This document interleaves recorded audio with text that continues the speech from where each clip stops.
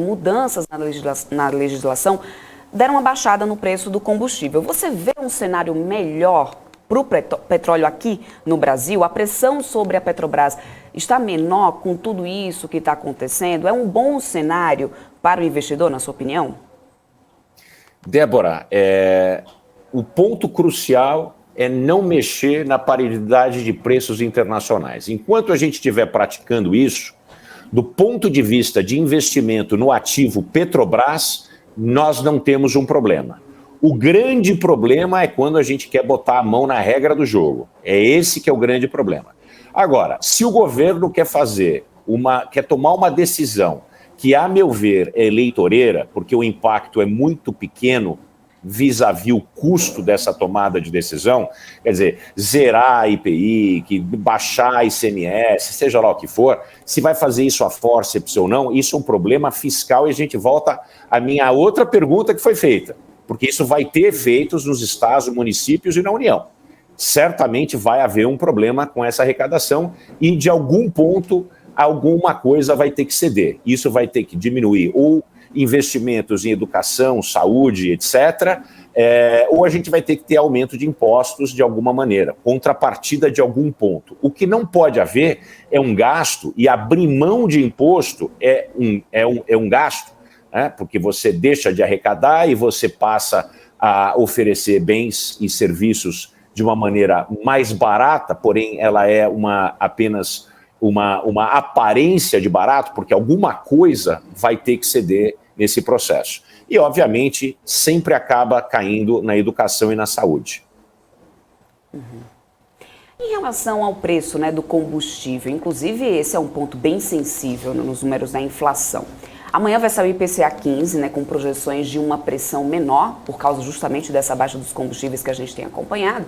E eu queria entender do seu ponto de vista quais efeitos, né, de uma inflação menor para a economia e para as projeções da taxa de juros, né, que já estão acima dos 14% para algumas casas. Bom, perfeitamente. Sempre a queda da inflação é positiva, tá certo?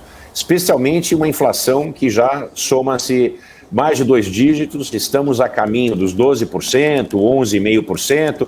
Perspectiva desse ano é que a gente não feche o ano com o IPCA abaixo de 11%, o que é uma calamidade, que é mais de duas vezes o teto da banda da meta de inflação. Quer dizer, a gente vê claramente que o Banco Central errou e falhou em conter a inflação.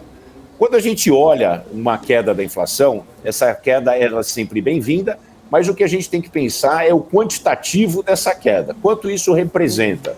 Obviamente, os combustíveis representam parte essencial da inflação, faz parte do core da inflação, no núcleo da inflação, e eles têm sido bastante agressivos nos últimos ano e meio, tá certo? No entanto, essa queda da inflação ela não é tão pronunciada que faça com que a trajetória seja inferior a 2 dígitos. Portanto, eu estou junto com essas casas que já precifica a Selic em 14 mais alguma coisa. Não seria razoável esperar que com a taxa atual de Selic, a taxa atual de juros 13,25, nós estejamos totalmente capazes de trazer essa inflação para o centro da meta, especialmente com a questão fiscal. O que mais impacta aqui a trajetória da Selic e a persistência da Selic não é nem a inflação momentaneamente falando. Nós estamos falando de projeções futuras e quanto tempo vai demorar para essa taxa de inflação entrar em convergência com a sua meta. E isso vai demorar um bom tempo, especialmente pela piora da questão fiscal, com esses gastos da PEC das benesses, ou a PEC kamikaze, que foi promulgada, que foi votada na semana passada e retrasada. Então, não existe uma boa perspectiva para falar que a Selic vai cair e que a economia vai voltar a crescer. Nós vamos passar por um processo, um tempo bom, até que hajam movimentos no mercado que possam habilitar o país a ter uma taxa de juros básica na casa de um dígito. Isso vai demorar, na minha conta, pelo menos até 2024. Valdir, eu quero aproveitar que